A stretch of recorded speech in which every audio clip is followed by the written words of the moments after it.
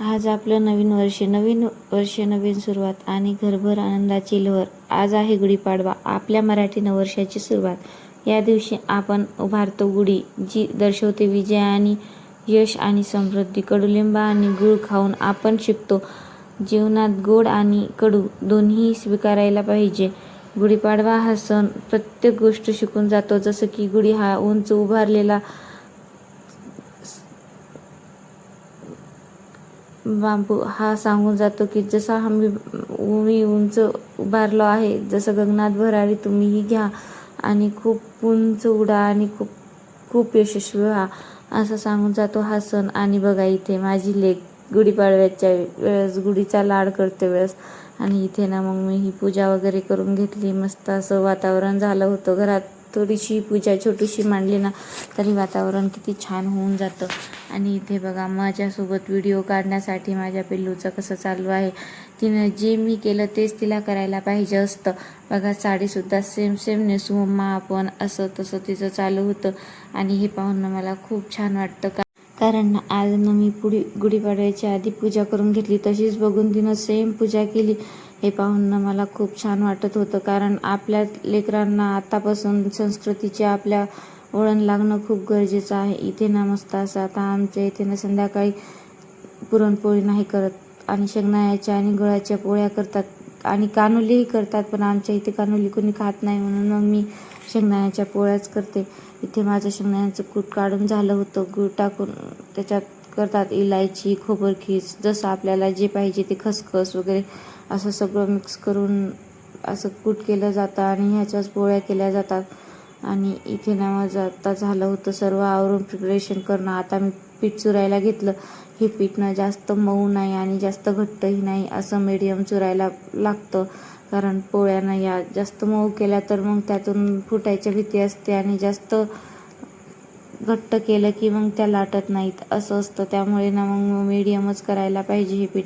आता इथे माझं पीठ चुरून झालं होतं मस्त असं. आता थोडा वेळ रेस्ट करायला ठेवणार आहे पीठ मी. हे सर्व रेस्ट करेपर्यंत पीठ इकडे माझं कुकर वगैरे झालं होतं लावून. आणि सण म्हटल्यावर थोडी गडबडच असते कामाची. आणि इकडे ना मस्त वरणाला फोडणी द्यायला घेतली. आता माझं कुकर पण झालं होतं त्यामुळे. आणि इथे मला आधी सपक वरण करून घेतला, आणि आता आम्हाला तिखट वरण करायला घेतलं. सपक वरण त्याला लागतं, कारण जास्त तिखटही नाही, जास्त तेल वगैरे मसाला बिलकुलच चालत नाही लहान लेकरांना.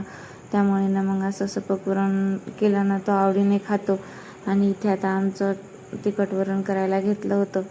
यातने आता जिरे थोडेसे, आधी हळद, मीठ, मिरचू, मसाला सर्व मिक्स करून त्यात थोडंसं ग्रेव्ही केली होती. मग ती ग्रेव्ही टाकली आणि इथे मस्त अशी ती ग्रेव्ही शिजू दिली खूप वेळ. आणि नंतर ना त्यावर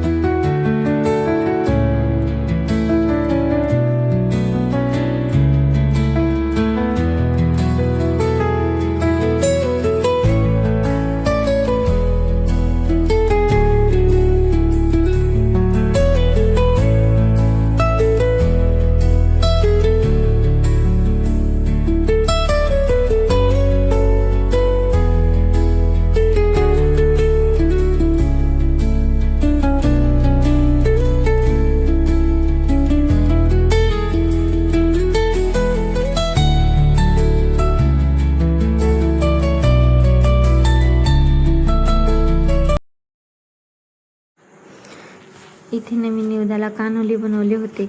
हे कानुलीनं आता प्रत्येक देवापाशी एक एक ठेवायचं. यावर बोटळ्याचा भात, साखर, तूप टाकून, नाहीतर मग आपण आपला साधा भातही चालतो. आणि सकाळी ना गुढीला बोटळ्याच्या भाताचाच नैवेद्य असतो आमच्या इथे. आणि मस्त असा नैवेद्य करून घेतले. आता इथे ना खंडोबाच्या मंदिरात वगैरे मला द्यायचे होते म्हणून मी एवढी सारी नैवेद्य केली. आणि आता पोळ्या टाकायला घेतल्या शेंगदाण्याच्या.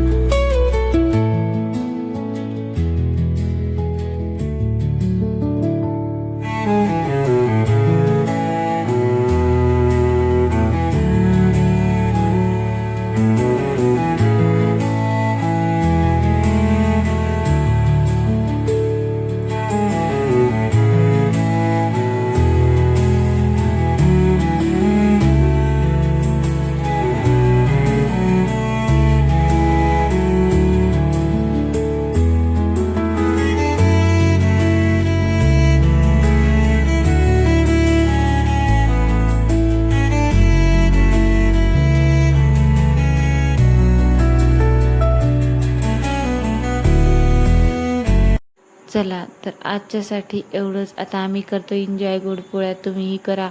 भेटूया नेक्स्ट ब्लॉगमध्ये. तोपर्यंत बाय बाय. चॅनलला नवीन असाल तर लाईक करा. असेच नवनवीन व्हिडिओ आवडत असतील आणि पाहायचे असतील तर नक्की सबस्क्राईब करा. भेटूया पुन्हा अशाच नवीन ब्लॉगसोबत.